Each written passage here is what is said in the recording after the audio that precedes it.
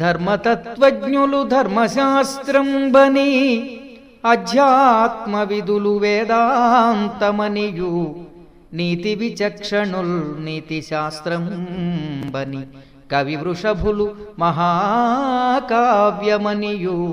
లాక్షణికులు సర్వలక్షణ సంగ్రహమని ఐతిహాసికులితిహాసమనియు పరమ పౌరాణికుల్ బహుపురాణ సముచ్చయం బని మహికొనియాడుచుండ వివిధ వేద తత్వవేది వేదవ్యాసుడాదిముని పరాశరాత్మజుండు విష్ణు సన్నిభుండు విశ్వజనీనమై పరగుచుండ చేసే భారతంబో.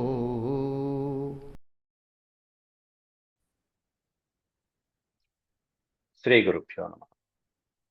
వ్యాస విరచిత శ్రీమన్ మహాభారతంలో సభాపర్వంలో నేడు మనం 5వ అధ్యాయంలో నారద ధర్మరాజుల యొక్క సంవాదం. ఇందులో అనేకమైనటువంటి రాజనీతి విషయాల్ని ప్రస్తావించుకుంటూ వెళ్ళి నారదుడు కుశల ప్రశ్నలు అడుగుతున్నట్టుగా ఎన్నో ధర్మాలు అటు ప్రజలకి ఉపయోగపడేవి, రాజ్యానికి ఉపయోగపడేవి, అంతేకాకుండా రాజుకి తన యొక్క శ్రేయస్సుని ఉపయోగపడేటువంటి ఎన్నో ప్రశ్నలు సంధించాడు నారదుడు. నువ్వు ఇలా జాగ్రత్తగా ఉన్నావా, ఇలా నడుచుకుంటున్నావా? ఆ అధ్యాయంలో దాదాపు 115 శ్లోకాలలో నారదుడు అన్ని కూడా ప్రశ్నించి ధర్మరాజుని అడుగుతూ చివరి 10 శ్లోకాల్లో ఉన్నాం. ధర్మరాజు ఎంత వినయంగా సమాధానం చెప్పాడు అనేటువంటిది కూడా నేడు మనం తెలుసుకోవచ్చు. ముందుగా దైవస్మరణ చేసుకుని ప్రారంభించుకున్నాం. ఓం శుక్లాంబరధరం విష్ణుం శశివర్ణం చతుర్భుజం ప్రసన్నవదనం ఛాయేత్ సర్వవిఘ్నోపశాంతయే. వ్యాసం వసిష్ఠనప్తారం శక్తేః పౌత్రమకల్మషం పరాశరాత్మజం వందే సుతతాతం తపోనిధిం. వ్యాసాయ వ్యాసరూపాయ విష్ణవే నమో వై బ్రహ్మనిధయే వాసిష్ఠాయ నమో నమః. నారాయణం నమస్కృత్య నరం చైవ నరోత్తమం దేవీం సరస్వతీం వ్యాసం తతో జయముదీరయేత్.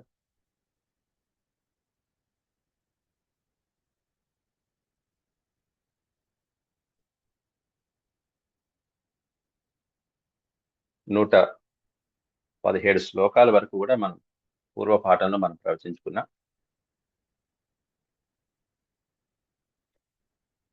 పైన యుధిష్ఠిర వారు వేదాలు గాని, ధనం గాని, భార్య గాని, అలాగే జ్ఞానం గాని ఇవి ఎలా సఫలమవుతాయని చెప్పి అడిగితే నారదుడు ఒకే శ్లోకంలో వాటన్నిటికీ సమాధానం చెప్పాడు. అగ్నిహోత్ర ఫలా వేద దత్తభుక్త ఫలం ధనం ప్రతిపుత్ర ఫలాధారా శీలవృత్త ఫలం శృతం. వేదాలు చదివినందుకు ఫలితం ఏంటంటే అగ్నిహోత్రములు మొదలైనటువంటివన్నీ కూడా తూచా తప్పకుండా నిర్వహిస్తూ యజ్ఞయాగాలు మొదలైనటువంటివన్నీ సమయానుకూలంగా చేస్తూ ఉండటమే దానికి ఫలితమయ్యా. దత్తభుక్త ఫలం ధనం, ధనం ఉన్నటువంటి వాడికి ఫలితం ఏమిటి అంటే నీ దగ్గర డబ్బు ఉంది అంటే దానికి ఫలితం ఒకటి నువ్వన్నా అనుభవించు, అలాగే పక్కవాడికి సరైన దానం చేయవలసినంత దానం చేయాలి. దత్తము భుక్తము. భుక్తం అంటే అనుభవించడం, నువ్వు అనుభవించడం. ఇంకోటి దత్తం, ఇవ్వవలసింది ఇవ్వడం పక్కవాడికి. ఈ రెండు ధనానికి ఉన్నటువంటి ఫలితమయ్యా. లేకపోతే డబ్బు ఉండి కూడా కూడబెట్టి కూడా వాడి జీవితం వృధానే. వాడు డబ్బు లేనటువంటి వాడి కింద లెక్కే. అలాగే స్త్రీ యొక్క ఫలితం ఏమిటి అంటే ప్రతిపుత్ర ఫలాధార. దార అంటే భార్య. రతి పుత్ర, సంసార సుఖము అనుభవించడమే కాకుండా ఆ వంశానికి మూల పురుషుడైనటువంటి అభివృద్ధిని కలిగించేటువంటి వంశవృక్షం నిలబెట్టేటువంటి ఒక పుత్రుణ్ణి కలిగింపచేయటం అనేటువంటిది భార్యకి ప్రధానమైనటువంటి ఫలితంగా వ్యాసుడు వారు చెప్పారు.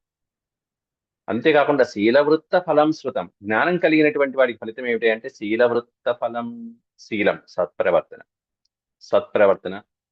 మంచి నడవడిక కలిగి ఉండటమే జ్ఞానవంతుడి యొక్క ప్రధానమైనటువంటి లక్షణం. అది లేకపోతే జ్ఞానం ఉన్నా లేనట్టే లెక్క. ఇట్లాంటి ఫలితాలన్నీ కూడా చెప్తే తర్వాత ఏతదాఖ్యాయ సమునిర్నారదో వై మహాతపాః పప్రచ్ఛానంతరమిదం ధర్మాత్మానం యుధిష్ఠిరం ఏతత్ ఆఖ్యాయ సమునికి నారదముని ఈ విధంగా ధర్మరాజుకి చెప్పి పప్రచ్ఛ అనంతరమిదం ఆ తర్వాత మళ్ళీ ఈ విధంగా అడుగుతున్నాడు నారదుడు. ఇంకా ఒక 10 ప్రశ్నలు మళ్ళీ మర్చిపోయినటువంటి ఉన్నాయి. మధ్యలో ధర్మరాజు ప్రశ్నించాడు. ధర్మాత్మానం యుధిష్ఠిరం, ధర్మాత్ముడైనటువంటి యుధిష్ఠిరుని మళ్ళీ ప్రశ్నలు పరంపర కొనసాగిస్తున్నాడు. 10 ప్రశ్నల్లో మళ్ళీ ఇవి ఎలా ఉన్నాయని ఆచరిస్తూ, అంటే వ్యాపారము, వ్యవసాయము మొదలైనటువంటి వాటికి సంబంధించి ఇంకొన్ని ప్రశ్నలు జాగ్రత్తలు చెప్తున్నాడు. కచ్చిదభ్యాగతా దూరాత్ వణిజో లాభకారణాత్ యథోక్తమవహార్యంతే శుల్కోపజీవిభిః. దూర ప్రాంతాల నుంచి ఎంతో మంది వ్యాపారం చేయడానికి మన దేశానికి, మన ప్రాంతాలకి వస్తూ ఉంటారు. వచ్చినటువంటి వాళ్ళ మీద అధికమైనటువంటి పన్నులు విధించడం లేదు కదా అని అడుగుతున్నాడు ఇక్కడ ఈ శ్లోకంలో. కచ్చిత్ అభ్యాగతా దూరాత్, దూరం నుంచి వచ్చినటువంటి అభ్యాగతులు వాళ్ళు ఎంతో దూర ప్రయాణాలు చేసుకుంటూ వచ్చి ఇక్కడికి ఎందుకు వస్తారు? వాళ్ళు వణిజః, వ్యాపారం చేసుకోవడానికి వస్తుంటారు. వణిక్ అంటే వ్యాపారం. ఏదో కొంచెం లాభం ఆర్జించి ఇక్కడ వాళ్ళ కుటుంబాన్ని పోషించుకోవడానికి ఇక్కడ ఉంటూ ఉంటారు. వణిజః దూరాత్ లాభకారణ, అట్లా వచ్చినటువంటి వాళ్ళని యథోక్తం అవహార్యంతే, యథోక్తం శాస్త్రబద్ధంగా ఎలా ప్రవర్తించాలో, వాళ్ళతో ఎలా ఉండాలో వాళ్ళతో నువ్వు అలా ఉంటున్నావా లేదా? శుల్కోపజీవిభిః, శుల్కం అంటే పన్ను. ఎంతవరకు పన్ను విధించాలో అంతవరకే పన్ను తీసుకోవాలి. అధికమైనటువంటి పన్నులతో బాధ పెట్టి వాళ్ళని ఇబ్బంది పెట్టి భయపెట్టకూడదు. అలా నువ్వు జాగ్రత్తగా పరిశీలించుకుంటున్నావా నాయన అన్నాడు. అంతేకాకుండా కచ్చిత్తే పురుషా రాజన్ పురే రాష్ట్రే చ మానితాః ఉపానయంతి పణ్యాని ఉపధాభిరవంచితాః. నీ యొక్క రాష్ట్రంలో, నీ పురంలో మొత్తం కచ్చిత్తే పురుషాః, గౌరవించదగినటువంటి పురుషులు ఎవరైతే ఉంటారో వాళ్ళందరూ మానితాః, గౌరవించబడుతున్నారా? గౌరవించబడినటువంటి వాళ్ళు, అర్హత కలిగినటువంటి వాళ్ళు ఆ విధంగా దానికి తగ్గట్టుగా పూజించబడుతున్నారా? ఉపానయంతి పణ్యాని, పణ్యము అంటే ఇక్కడ వ్యాపారం, వర్తక వ్యాపారాలు చేసుకునేటువంటి వాళ్ళు కొంతమంది ఉంటారు. ఉపానయంతి, వాళ్ళు కానుకలు మహారాజుకు సమర్పిస్తుంటారు, మహారాజు వీళ్ళకు కొన్ని కానుకలు ఇస్తూ ఉంటారు. అట్లాంటి వాళ్ళకి ఏ ఇబ్బంది రాకుండా మహారాజు చూసుకుంటూ ఉండాలి. ఉపదాభిరవంచితాః, నీ యొక్క ఉద్యోగస్తుల చేత కానీ, నీ మంత్రులు కానీ, సైనికాధికారుల వాళ్ళని కానీ వంచితాః నా, వాళ్ళేమి వంచబడటం లేదు కదా. ఎంతో దూర ప్రాంతాల నుంచి వస్తున్నటువంటి వ్యాపారులు కొంతమంది ఇక్కడే ఉంటారు. వాళ్ళు నీ యొక్క అధికారుల వలన ఎక్కడ వంచబడటం లేదు కదా, మోసగించబడటం లేదు కదా. కొంతమంది ఆ విధంగా ఇబ్బంది పెట్టేటువంటి వాళ్ళు ఉంటారు. కింద అధికారులు కొంతమంది ఉంటారు. వాళ్ళు ఇట్లా దూర ప్రాంతాల నుంచి వచ్చిన వాళ్ళు, కొత్త వాళ్ళను, వాళ్ళ మొహాలు చూడగానే మోసం చేద్దామని అభిప్రాయాలు ఉంటారు. అలా మోసం చేయట్లేదు కదా నీ దగ్గర ఉండేటువంటి అధికారులు ఎవరు. అంతేకాకుండా కశ్చిత్ శృణోషి వృద్ధానాం ధర్మార్థ సహితా గిరః నిత్యమర్థ విదాం తాత యథా ధర్మార్థదర్శినాం. పెద్దవాళ్ళ మాటలు, వాళ్ళు చెప్పినటువంటి శాస్త్రాలు వింటున్నావా నువ్వు అని అడుగుతున్నాడు ఈ శ్లోకంలో. కశ్చిత్ శృణోషి, నువ్వు వింటున్నావా? ఎవరి మాటలు? వృద్ధానాం ధర్మార్థ సహిత గిరః, గిరః అంటే వాక్కులు. ఎటువంటి మాటలు అంటే ధర్మార్థ సహితమైనటువంటి, ధర్మ అర్థముతో కూడుకున్నటువంటి చక్కటి వాక్కులు వృద్ధులు చెప్పినవి. నీకంటే వయసులో పెద్దవాళ్ళు చెప్పిన వాళ్ళు, జ్ఞాన వృద్ధులు చెప్పినటువంటి వాక్యాలు నువ్వు జాగ్రత్తగా వింటున్నావా లేదా? నిత్యమర్థ విదాం తాత, అర్ధవిత్ అర్ధవిదాం అంటే అర్థశాస్త్రం తెలిసినటువంటి వాళ్ళలో చక్కగా అట్లాంటి వాళ్ళతో నువ్వు నిత్యము ప్రతిరోజు వాళ్ళతో కలిసి మాట్లాడుతున్నావా లేదా? ఏం మాట్లాడాలి? యథా ధర్మార్థదర్శినాం, ధర్మార్థాలని దర్శించినటువంటి వాళ్ళు, అనుభవం బాగా పండిపోయినటువంటి వాళ్ళు, ధర్మార్థాలలో నిష్ణాతులైనటువంటి పెద్దలు ఎవరైతే ఉంటారో అట్లాంటి వాళ్ళ మాట నిత్యము అర్థవిదాం, వాళ్ళ మాటలు నిత్యము నువ్వు ఆలకిస్తున్నావా లేదా? వాళ్ళు చెప్పినట్టు నువ్వు ప్రవర్తిస్తున్నావా లేదా? ఆర్థికవేత్తలు ఒకసారి బడ్జెట్ సమావేశాలు అయిపోయినాయంటే వాళ్ళు ఆ వచ్చినటువంటి బడ్జెట్ని బట్టి రాబోయేటువంటి 2-3 సంవత్సరాలు ఎలా ఉంటుందనేటువంటిది ఓ అంచనా వేసేస్తారు. ఏవి పెరుగుతాయి, ఏవి తగ్గుతాయి, ఏది మంచిది, ఏది కాదు. ప్రజల జీవనం ఎలా ఉంటుంది, ప్రభుత్వం రాబడి ఎలా ఉంటుంది, ఇట్లా మొత్తం అంతా అనాలిసిస్ వేసేస్తారు ఆర్థిక శాస్త్ర నిపుణులు. ఆ విధంగా ఇక్కడ ఇవన్నీ కూడా దానికి తగ్గట్టుగా నువ్వు వాళ్ళ మాటలు వింటున్నావా అనేటువంటి జాగ్రత్తలు చెప్తున్నారు. అలాగే కచ్చిత్తే కృషితం త్రేషు గోషు పుష్పఫలేషు చ ధర్మార్థం చ ద్విజాతిభ్యో దీయతే మధుసర్పిషి. బ్రాహ్మణోత్తములకి చక్కగా భోజనం పెడుతున్నావా లేదా? ఎట్లాంటి భోజనం? ధర్మార్థం చ ద్విజాతిభ్యో. ద్విజాతి అంటే బ్రాహ్మణులు. బ్రాహ్మణులకి చక్కగా ధర్మార్థ సహితంగా నువ్వు చేయవలసినటువంటి అతిథి సత్కారాలను చేసి, దేంతో? కృషితం త్రేషు గ్రోషు పుష్పఫలేషు చ. కృషితంత్రేషు గోషు అంటే వ్యవసాయం నుంచి వచ్చినటువంటి చక్కటి పాడి పంటల నుండి వచ్చినటువంటివి, అలాగే పుష్పఫలాలు మొదలైనటువంటివన్నీ ఇవ్వవలసినటువంటివన్నీ ఇస్తూ, అలాగే గోవులు మొదలైనటువంటివి దానం చేయవలసినవి పవిత్రమైనవి దానం చేస్తూ, ధర్మార్థయుక్తంగా బ్రాహ్మణేభ్యులకి మధుసర్పిషి దీయతే. నీ అంతఃపురంలో వచ్చినటువంటి వాళ్ళకి చక్కగా మధుసర్పిషి అంటే తేనె మొదలైనటువంటి వాటితో కూడినటువంటి మధురమైనటువంటి ఫలాలతో కూడినటువంటి అన్నం, ఆహారం, స్వాదిష్టమైనటువంటి ఆహారం దీయతే. కచ్చి దీయతే, అలా ఇవ్వబడుతుందా వాళ్ళకి? బ్రాహ్మణులకి ఎలా ఇవ్వాలంటే చక్కగా నీ రాజ్యంలో పండినటువంటి పంటలతోనూ ఫలపుష్పాలతోనూ, అలాగే తేనె మొదలైనటువంటి చక్కటి మధురమైనటువంటి రసవంతమైనటువంటి భోజనాన్ని, ఆస్వాదయోగ్యమైనటువంటి భోజనం పెట్టి చక్కగా వాళ్ళకి ఇవ్వవలసినటువంటి గోవులు మొదలైనటువంటి దానాలతో సంతృప్తి పరుస్తున్నావా లేదా? ఇది ధర్మార్థాలంటే. ఇట్లాంటివి నువ్వు ఆచరిస్తున్నావా లేదా బ్రాహ్మణుల పట్ల? ద్రవ్యోపకరణం కించిత్ సర్వదా సర్వశిల్పినాం చాతుర్మాస్యావరం సమ్యక్ నియతం సంప్రయచ్చసి. నియతం సంప్రయచ్చసి. నియతం అంటే ఎల్లప్పుడు, ప్రతి సంవత్సరము జాగ్రత్తగా పరిశీలించుకునేది ఏంటంటే మహారాజు ఇవ్వవలసినటువంటి వాళ్ళకి ఇస్తూ ఉండాలి కొన్ని విషయాలు, కొన్ని వస్తువులు. ఎవరికంటే కళాకారులైనటువంటి వాళ్ళకి ఆ కళకి తగ్గట్టుగా వాళ్ళకి కొన్ని వస్తువులు ఒకానొక సందర్భంలో ఇస్తూ ఉండాలి. దాన్నే ద్రవ్యోపకరణం అంటారు. ద్రవ్య ఉపకరణాలు. వాళ్ళు జీవనం సాగించడానికి, వాళ్ళు డబ్బులు సంపాదించడానికి ఉపకరణాలు ఏవైతే సాధనాలు అవసరమవుతూ ఉంటాయో అట్లాంటి సాధనాలు సర్వశిల్పినా. శిల్పి అంటే మనకి చెప్పడం కేవలం శిల్పాలు చెక్కేటువంటి వాళ్ళే కాదు, కళాకారులైనటువంటి వాళ్ళు సర్వశిల్పినా. ఎన్ని కళలైతే ఉన్నాయో అన్ని కళలకి సంబంధించినటువంటి వాళ్ళకి సంబంధించినటువంటి ద్రవ్య ఉపకరణాలు, వాళ్ళు నిత్యము సుఖంగా జీవించడానికి, సంవత్సరం పొడుగుతా సుఖంగా జీవించడానికి కావలసినటువంటి వస్తువులు ఏవైతే వాళ్ళకి అవసరమో అవి నిత్యము వాళ్ళకి ఇస్తున్నావా? ఎప్పుడు ఇవ్వాలట? చాతుర్మాస్యావరం.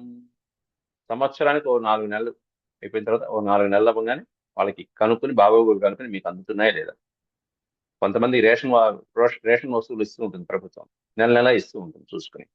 అట్లాగే ఇలాగంటి కళాకారులకి 4 నెలలకు ఒకసారి వాళ్ళకి వస్తు సామగ్రి ఇస్తూ ఉండాలి. చాతుర్మాస్యావరం. 4 నెలలకు ఒకసారి మీకు ఈ వస్తువులు ఉన్నాయా, ఇవి కావాలా, అన్ని బాగున్నాయి. లేకపోతే తెప్పించాలి. ఎక్కడ దొరుకుతాయో అవన్నీ తెప్పించుకుని ఆయా కళాకారులకి దానికి తగ్గట్టుగా, వాళ్ళ కళలకి తగ్గట్టుగా, ఆ శిల్పాలకు తగ్గట్టుగా అవి ఇస్తూ ఉండటం అనేది ప్రభుత్వం యొక్క బాధ్యత. ద్రవ్యోపకరణాలు అంటారు. ద్రవ్యోపకరణం కించిత్ సర్వదా సర్వశిల్పినాం చాతుర్మాస్యావరం సమ్యక్ అంటే బాగుగా నియతం సంప్రయచ్చతి. నియతం, ప్రతి సంవత్సరము నియమం తప్పకుండా నువ్వు ఇస్తున్నావా లేదా? అంతకుముందు రైతులకి ఇలాగే చెప్పాడు. సంవత్సరానికి తగ్గట్టుగా వాళ్ళకి చక్కగా ఏ కొరత లేకుండా అటు ఎరువులు కానీ లేకపోతే విత్తనాలు కానీ ఇవన్నీ ఇస్తున్నావా లేదా అని చెప్పి నారదుడు అడిగాడు. రైతుల్ని పట్టించుకున్నాడు, కళాకారుల్ని పట్టించుకున్నాడు, బ్రాహ్మణోత్తముల్ని పట్టించుకున్నాడు, ప్రజలని చూపించుకున్నాడు, ధర్మరాజు తన యొక్క సుఖాల గురించి అడుగుతున్నాడు. అన్ని కవర్ చేశాడు నారదుడు ఈ శ్లోకాలు. కచ్చిత్ కృతం విజానీషే కర్తారం చ ప్రశంససి సతాం మధ్యే మహారాజా సత్కరోషి చ పూజయన్. ఎప్పుడైనా నీకు కానీ ఈ ప్రజలకు కానీ రాజ్యానికి కానీ మంచి చేసినటువంటి వాళ్ళని ప్రశంసిస్తున్నావా లేదా? సభలో అందరి ముందు పూజిస్తున్నావా లేదా? వాళ్ళని గౌరవిస్తున్నావా లేదా? ఎవరిని? కర్తారం, చేసినటువంటి వాడిని. అట్లా ఏదైనా ఉపకారం చేసినటువంటి వాడిని ప్రజలకి మేలు చేసినటువంటి వాడు కొంతమంది ఉంటారు. వాళ్ళని వెంటనే కనుక్కోవాలి, తెలుసుకోవాలి. విజానీషే కచ్చిత్ కచ్చిత్ కృతం విజానీషే కర్తారం చ ప్రశంససి. కృతం అంటే చేసినటువంటి మేలు, ఏదైతే మేలు చేశాడో ప్రజలకి, రాజ్యానికి, అట్లాంటిది నువ్వు వెంటనే తెలుసుకుంటున్నావా లేదా? తెలుసుకోవడమే కాదు, ఆ మేలు చేసినటువంటి వాడిని పిలిపించి ప్రశంసించాలి. కర్తారం చ ప్రశంససి, వాడిని ప్రశంసించాలి, సభలో అందరి ముందు పొగడాలి, వాడికి ఇవ్వవలసినటువంటి కానుకలు ఇవ్వాలి. సతాం మధ్యే మహారాజా సత్కరోషి చ పూజయన్. సజ్జనుల మధ్యలో, సభలో అందరి మధ్యలో సత్కరించి, వాడిని పూజించి, గౌరవించి, వాడి జీవితానికి ఏ లోటు రాకుండా చూసుకుంటూ, ఇంకా ఆ కళ, ఆ సాహసము ఇంకా వృద్ధి కలిగేట్టుగా ప్రోత్సహించాలి. అట్లాంటి ప్రోత్సాహం నువ్వు ఇస్తున్నావా లేదా అనేటువంటిది అడుగుతున్నా. అంతేకాకుండా కచ్చిత్ సూత్రాణి సర్వాణి గృహ్ణాసి భరతర్షభ హస్తి సూత్రాశ్వసూత్రాణి రథ సూత్రాణి వా విభో. సూత్రము అంటే ఒక ఫార్ములా లాంటి, అల్పాక్షరాలతో అధికమైనటువంటి అర్థాన్ని ఇచ్చేదాన్ని సూత్రం అంటారు. అక్షరాలు తక్కువ ఉండాలి, సూత్రం అధికంగా, భావం అధికంగా ఉండాలి, దాన్ని సూత్రం అంటారు. అట్లాంటిది హస్తి అంటే ఏనుగుకి సంబంధించినవి, అశ్వ అంటే గుర్రానికి సంబంధించినవి, రథములు. ఇవి పూర్వకాలంలో మనకి చతురంగ బలాల్లో ప్రధానమైనటువంటివి ఇవన్నీ కూడా. హస్తి, అశ్వ, రథ. హస్తి బలం, రథబలం, అశ్వబలం. వీటికి సంబంధించిన కొన్ని సూత్రాలు ఉంటాయి. ఎలా నడిపించాలి సైన్యాన్ని, వాటికి సంబంధించినటువంటి అంశాలు ఏమిటి, ఆ శాస్త్రంలో ఉన్న ప్రధానమైన అంశాలని సూత్రీకరించుకోవాలి. సూత్రీకరించుకోవడం అంటే క్లుప్తంగా, సంక్షిప్తంగా చేసుకుని దాన్ని నువ్వు గుర్తు పెట్టుకుంటూ ఉండాలి. హస్తి సూత్రాన్ని, అశ్వసూత్రాన్ని, రథసూత్రాన్ని సర్వాణి గృహ్ణాసి భరతర్షభ. ఇట్లాంటి సూత్రాలన్నీ నువ్వు ప్రతిరోజు కాస్త అధ్యయనం చేసుకుంటూ అవన్నీ గ్రహిస్తున్నావా లేదా, సూత్రీకరించుకుని వాటిని మననం చేస్తున్నావా లేదా, అవన్నీ గుర్తుపెట్టుకుంటూ ఉండాలి. గుర్తుపెట్టుకుంటేనే వాటిని కంట్రోల్ చేసే అధికారం మహారాజుకు ఉంటుంది. అట్లాంటివి. అవే కాకుండా ఇంకా కొన్ని సూత్రాలు ఉన్నాయి. ఇవేమన్నా చతురంగ బలాల్లో ఉండే సూత్రాలు అయితే, అస్త్ర విద్యలలో కొన్ని సూత్రాలు ఉంటాయి. అవి కూడా వల్లిస్తున్నావా లేదా? కచ్చిదభ్యస్యతే సమ్యక్ గృహేతే భరతర్షభ ధనుర్వేదస్య సూత్రం వై యంత్రసూత్రం చ నాగరం. ఈ ఒక్క పాదంలో ఇంకా చెప్పాలంటే వ్యాసుల వారు బాంబులు, ఇప్పుడు మనం ప్రయోగిస్తున్నటువంటి అనేకమైనటువంటి వెపన్స్ కానీ, బాంబులు, న్యూక్లియర్ వెపన్స్, ఇట్లాంటి వాటి గురించి చెప్పాడు. యంత్ర సూత్రం అంటే అది.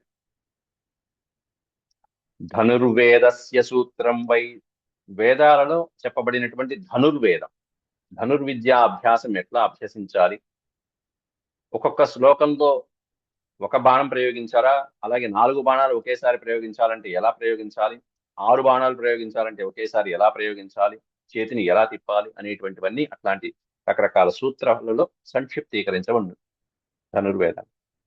అవన్నీ నేర్చుకుంటూ ఉండాలి నిత్యము. అంతేకాకుండా యంత్ర సూత్రం, యంత్రము అంటే మెటల్స్ కి సంబంధించి కాస్త మెటల్స్ తో మనకి ఈ సోడియం, పొటాషియం మొదలైనటువంటివి ఏవైతే ఉంటాయో, అలాగే వాటిలోనే పేలేటువంటి పదార్థాలు, ఆ పేలేటువంటి పదార్థాలతో కాస్త గాజు ముక్కలు మొదలైనటువంటి వేయటమో, లేకపోతే ఇనప ముక్కలు, మేకులు మొదలైనటువంటి వేయటమో, ఇవన్నీ వేసిన తర్వాత విస్ఫోటనం కలిగేటువంటి అంటే పేలేటువంటి విధంగా తయారు చేయడం ఈ యంత్ర సూత్రంలో ప్రధానమైన అంశం. అంటే ఎటువంటి రసాయనాలు కలిపితే అవి పేలుతాయి, ఆ పేలినప్పుడు విస్ఫోటనం కలిగినప్పుడు శత్రువులకి భయం కలిగించేటువంటి విధంగా, శత్రువుని నశింపచేసే విధంగా దాంట్లో అది వరకు గాజు పెంకులు, మేకులు ఇట్లాంటివి వేసేవాడు. అది యంత్ర సూత్రం. అట్లాంటిది ఇప్పుడు కూడా మన వాళ్ళు ఉంటారు, ఇప్పటికి కూడా అంటే తాడుతో చూడతారు, బాగా గట్టిగా కట్టేసి లోపల విస్ఫోటనం కలిగించే పదార్థాలు పెట్టేసి బాంబులు ప్రయోగిస్తుంటారు. దాంట్లో కూడా ఇవే గాజు ముక్కలు, పెంకులు మొదలైన పెడుతుంటారు.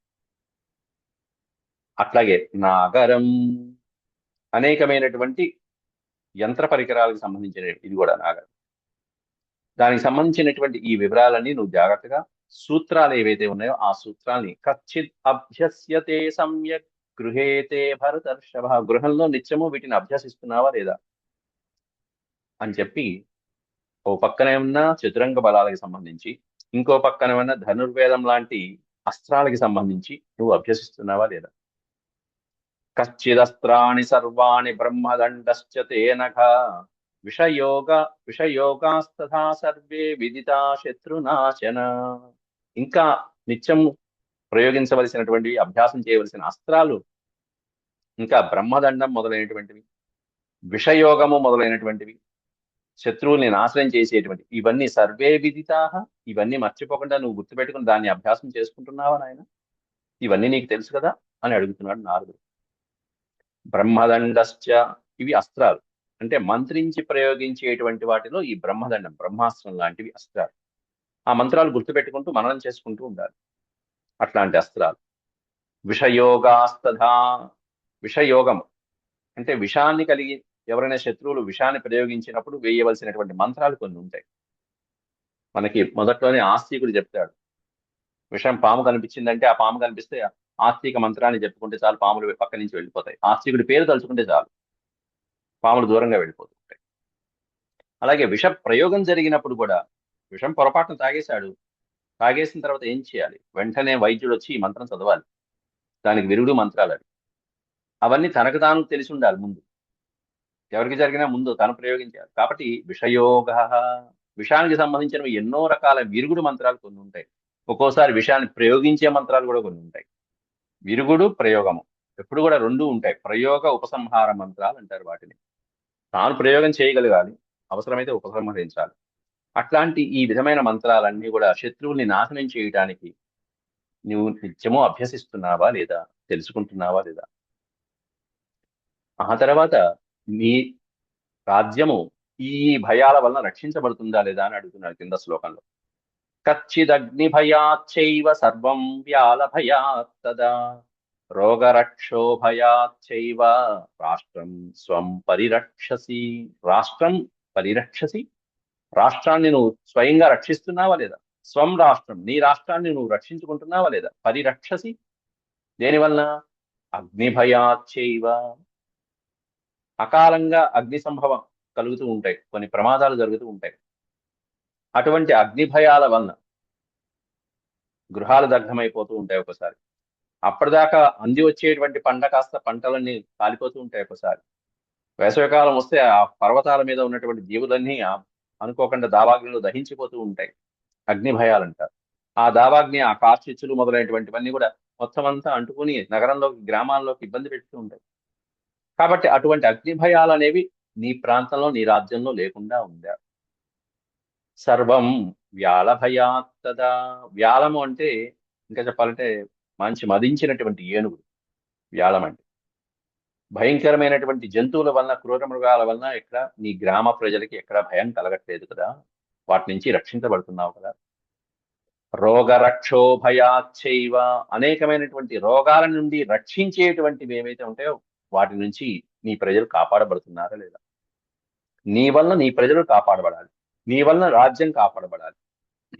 కాబట్టి అగ్ని భయం వలన, రోగ భయం వలన, అనేకమైనటువంటి క్రూర జంతువులు మొదలైనటువంటి వాటి వలన కలిగేటువంటి భయాలు ఏవైతే ఉంటాయో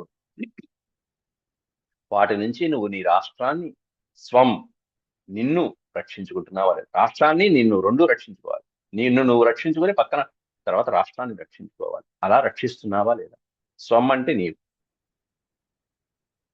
కచ్చిదంధాశ్చ మూకాంశ్చ పంగూన్ వంగాన బాంధవాన్ పితేవ పాసి ధర్మజ్ఞః తథా ప్రవ్రజితానపి. ఇప్పటి వరకు చెప్పనటువంటి ఒక విషయం చెప్పాడు ఈ శ్లోకంలో.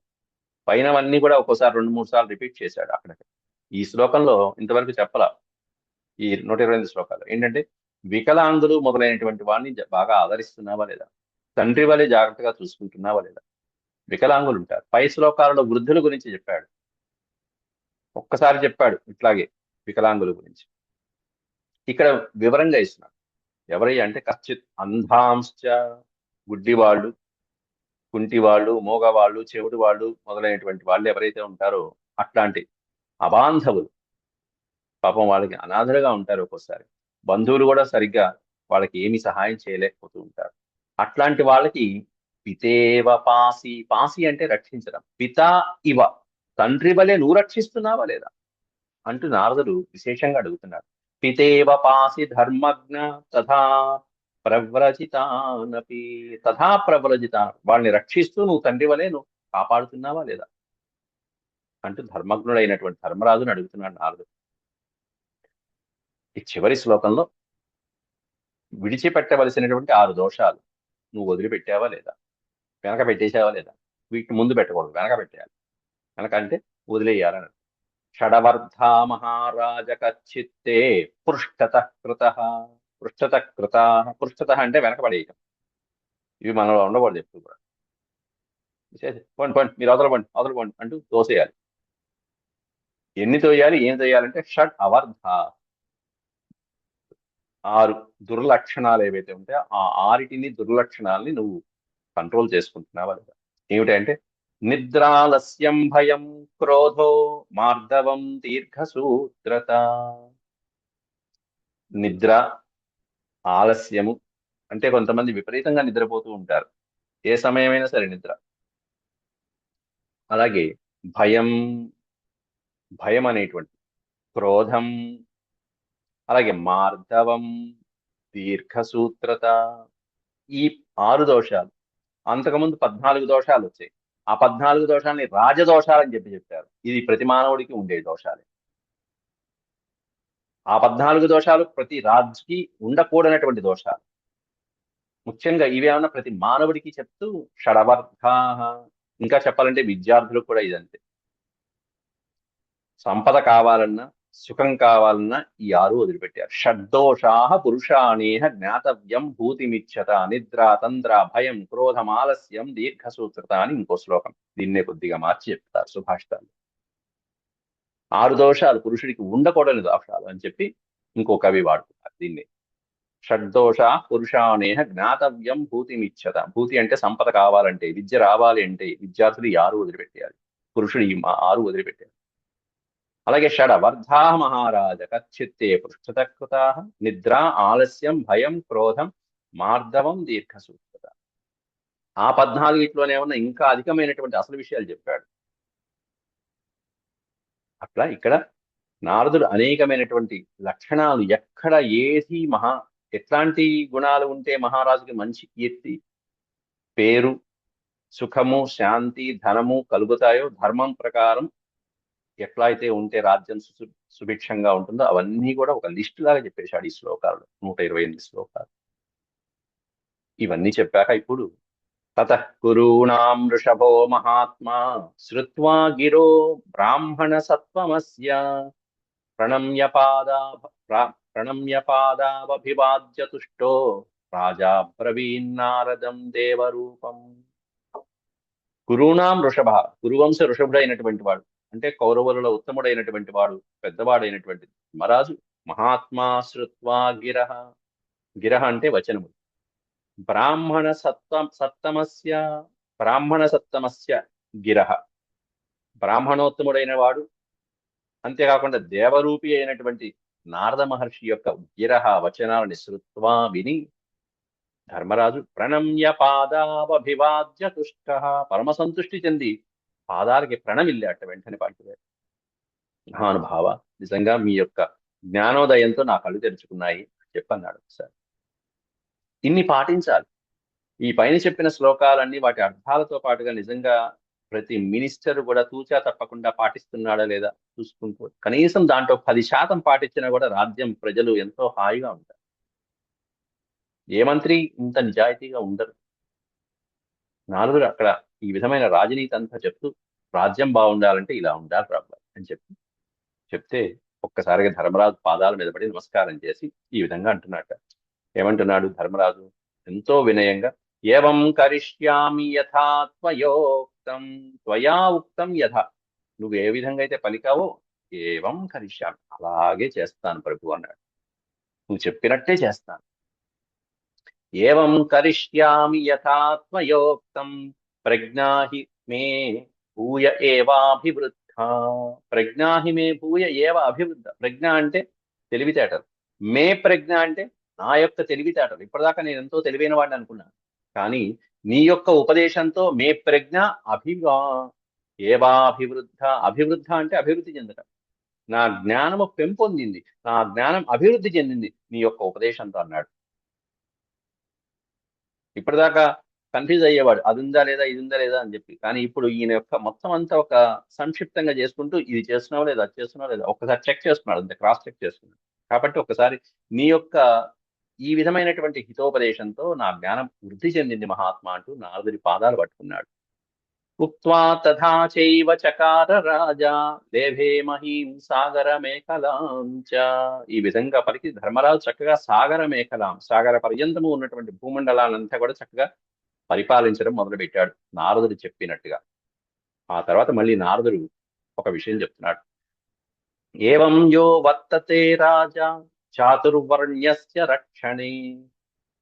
చాతుర్వర్ణ్యస్య రక్షణే, చాతుర్వర్ణ్యాల వాళ్ళని కూడా, అంటే 4 వృత్తుల వాళ్ళని కూడా ఈ విధంగా రక్షిస్తూ ఉన్నటువంటి రాజు ఎప్పుడు కూడా సుఖపడతాడయ్యా, కీర్తి ప్రతిష్టలు అభివృద్ధి చెందుతాయి ఆ మహారాజుకి అంటూ చివరి శ్లోకం చెప్తున్నాడు. ఏవం యో వర్తతే రాజా, యో వర్తతే, ఎవరైతే ఈ విధంగా ఉంటారో, ఏ రాజు అయితే ఇలా ప్రవర్తిస్తాడో, ఏవం యో వర్తతే రాజా చాతుర్వర్ణ్యస్య రక్షణే. చాతుర్వర్ణ్యాల్ని రక్షించడం, ప్రజల్ని రక్షించడం, అన్ని కులాల వాళ్ళని, అన్ని రీతుల వాళ్ళని, అన్ని వృత్తుల వాళ్ళని, ప్రతి వ్యాపారస్తుని కూడా ఈ విధంగా రక్షించుకుంటూ వెళ్తే, ప్రతి ఉద్యోగిని రక్షించుకుంటూ వెళ్తే, ప్రతి రైతుని రక్షించుకుంటూ వెళ్తే, సవిహృత్యేహ సుఖీ సుసుఖీ శుక్రస్యేతి సలోకతాం. సవిహృత్యేవ సుసుఖీ, వాడు కష్టాలన్నీ పోగొట్టుకుని చక్కగా సుఖాలు అనుభవిస్తాడయ్యా అటువంటి మహారాజు.